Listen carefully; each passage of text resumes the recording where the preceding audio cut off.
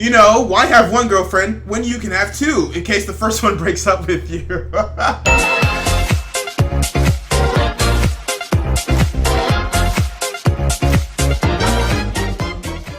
Yo, what's up guys, it's Prince Charming. Today we're gonna be checking out top 10 things you didn't know have hidden secret uses. This video is from Being Made, link in description below. Make sure you check out the original video after this video. So there's a lot of things we use in our everyday lives that we didn't know have a secret use, and they're kind of hidden too, so you won't be able to really know it without watching this video. So make sure you finish the video. Also hit me with that follow on YouNow. I do live streams, you're gonna love them, they're pretty lit. Make sure you hit me with that follow at Prince Holcomb, link in the description below. Drop a like on this video, hit that thumbs up button right now, click it for me, click it for your boy.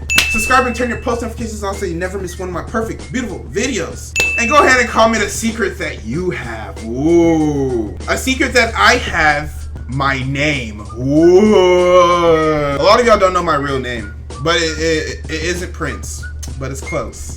But enough of me talking. Prince, shut up. No one wants to hear you talking. They want to watch the video. So let's check out 10 things you didn't know have a secret use. Hope you guys enjoy the video. Number 10. Pom Poms on hats.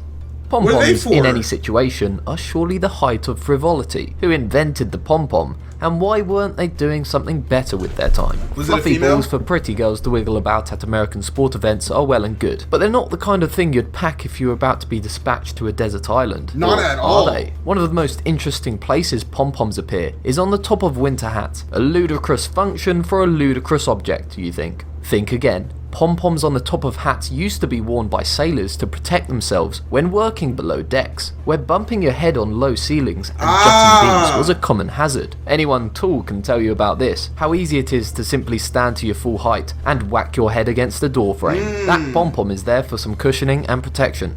If you're heading to a desert island, pack a pom-pom hat. You'll need it for the boat journey. Did not know pom-poms were used for people like that, bumping your head on top of the ceiling. That's something that I really go through because I am 6'3", I'm very tall, so whenever I stand up, and especially if I'm in an apartment that has a low ceiling, like I can raise my hand and hit the ceiling. So imagine if someone has their ceiling fan on and I just yawn and just raise my hand. My fingers are gone! So yeah, pom-poms on top of your head, that's very useful because tall people like me, we have issues like that short people just don't understand. Number 9. That little button on the bottom of your rearview mirror. Rearview mirrors are a classic example of the kind of object we take for granted. How many times did your driving instructor yell at you to check your rearview mirrors during your lessons? Let's be honest, it was his or her primary function. But have you ever checked that mirror thoroughly? For example, that button on the bottom of the mirror. What does it do? It does perform a vital function, but one you'd never discover simply by pressing it. Ever been driving along at night and found yourself blinded by the lights of trailing cars pinging off your rearview mirror into your eyes? That little button at the bottom of the mirror switches it into night mode with a dimmer reflection that reduces the glare of car lights. The pain you could have saved your retinas had you known. Now you do. What? My life is a lie. This whole time I didn't have to be blinded by driving. Some of y'all may not understand this because y'all don't drive yet, but whenever you're driving at night, lights like bounce off your mirror and then go to your eyes so you can't really see. So we have night mode in our car? What? You see, these are features they need to tell you when you buy your car, you know? This is not something I have to watch on a video to find out. Number 8. Pipe cleaners. The pipe cleaner is now renowned as an essential arts and crafts tool. You likely played around with them when you were young to create all kinds of artistic stuff or crafts projects. They can be twisted together to make some awesome designs, and they're popular throughout the world, particularly in Japan where the craft is known as mogul art. But these craft pipe cleaners have a surprising history. I mean, it is kind of in the name. It might be stretching things a bit here to say that the hidden secret use of a pipe cleaner is to clean pipes. But when was the last time you saw someone smoking a pipe? These types of brushes, which we find as great tools for arts and crafts, were once intended only for removing moisture and residue from smoking pipes. However, pipes disappeared from the mainstream sometime between the two world wars, but the mighty pipe cleaner has surged on, as popular as ever. In many ways, the pipe cleaner is something of a social climber. It's hauled itself up by the bootstraps from the rough and rugged world of tobacco pipes to the bohemian world of arts and crafts. Don't be deceived though, they were once used by smokers to clean their pipes. Crazy to think about it, it started out as tobacco cleaners, now they're kids' arts and craft tools. That's what I'm saying, when one door shuts, another one opens. You see, when pipes went away, they could have went out of business, but they went into another market field, and now they're booming. That's what you need to do, kids. You always need to have backups. No matter how good you have it now, no matter how good you think you're gonna have in the future, you always need backups. You know, why have one girlfriend when you can have two, in case the first one breaks up with you? Don't do that, kids. Terrible example. Don't listen to Prince Charming. Number 7. Patches that aren't for patching.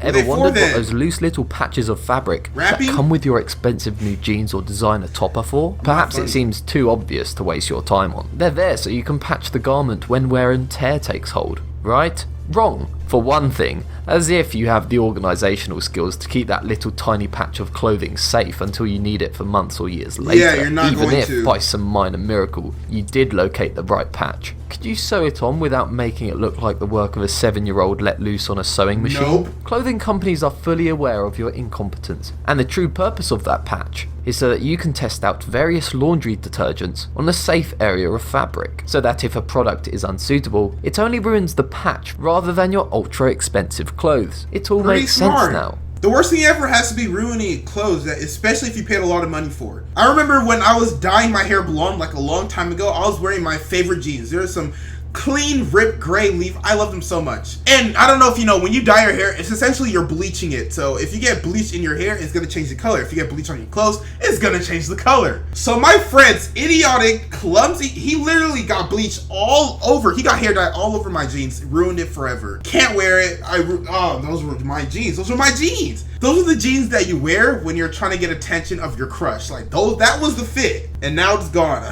Now it's gone. Number 6. The black dots at the edge of car windscreens.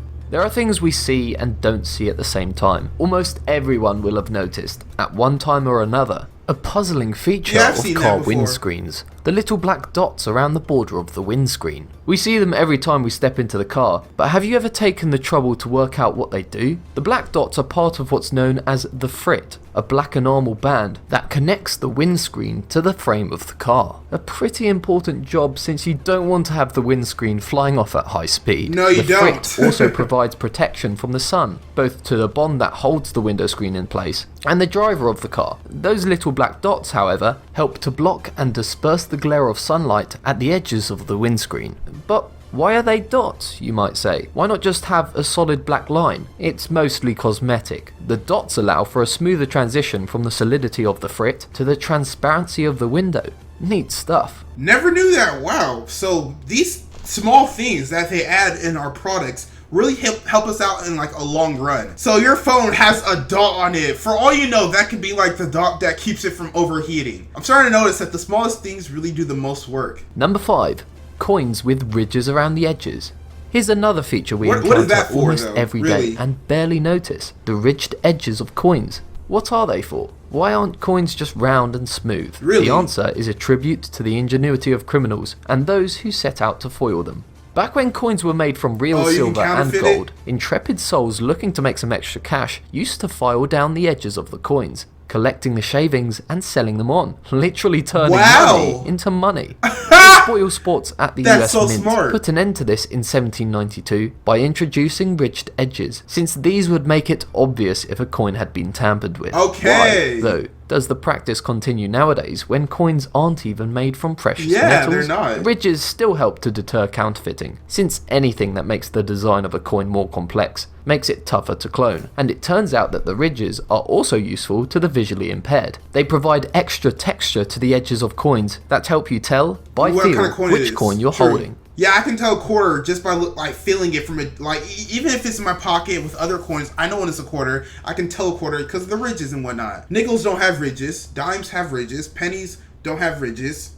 And that's it. But that was the ultimate finesse, turning money into money. They actually shaved it down and just sold it, and they still had the technical value of the coin they shaved down. That's turning money into money. That is the ultimate finesse. Man, oh man, but people were so smart back then. Number 4. Silica gel packets. You may have That's to seen these avoid packets moisture. of I know beaded this. gel when you open up a brand new box of shoes or a new television. Silica gel, you might think, certainly gets around. But before you lob it into the bin with the rest of the packaging, let's get to the bottom of it once and for all. What does this pack of beaded silica gel actually do? Silica gel is a desiccant. That's just a fancy word for something that's extremely dry, a handy quality to have. When you're in a box with things, people want to keep crisp and fresh. Silica gel is so dry, it can reduce the amount of humidity in a closed container by almost half by absorbing moisture. Wow. A pretty impressive achievement for a tiny packet. It can also be reused after saturation by heating it up to 150 degrees Celsius.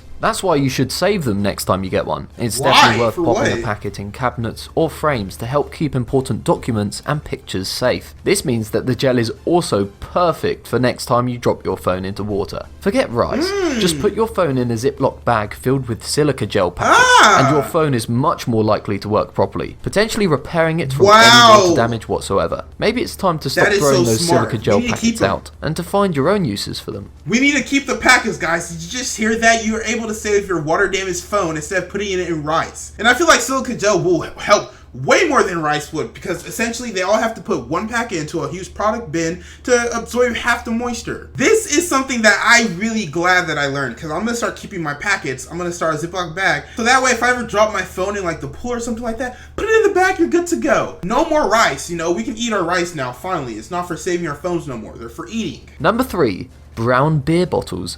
It may be true that alcohol kills brain cells, but it can also provide us with the ability to see things in a new light, and to question those things we take for granted. Perhaps in one of these alcoholic reveries, you've suddenly looked at the bottle in front of you and thought, why is it brown? Historically, beer bottles were green, but this changed in the 1930s when it was discovered that brown bottles stopped beer falling victim to an unpleasant phenomena known as skunkiness. Skunky beer literally smelled like skunk, a phenomena caused by prolonged exposure to light, leading to a chemical reaction similar to that used by nature's most odious animal. Since brown bottles are far superior at blocking both visible and ultraviolet light, they protect beer better than other colours of glass. Some brewers still package beer in transparent or green glass, but if you want your beer to be safe from the threat of skunkiness, as you sure do, be sure to pick a brown bottled beer from the store. Not a beer drinker, guys. Don't drink alcohol. Even though I turned 21, yeah, I turn up. I'm not a big alcohol beer guy. But when I do drink,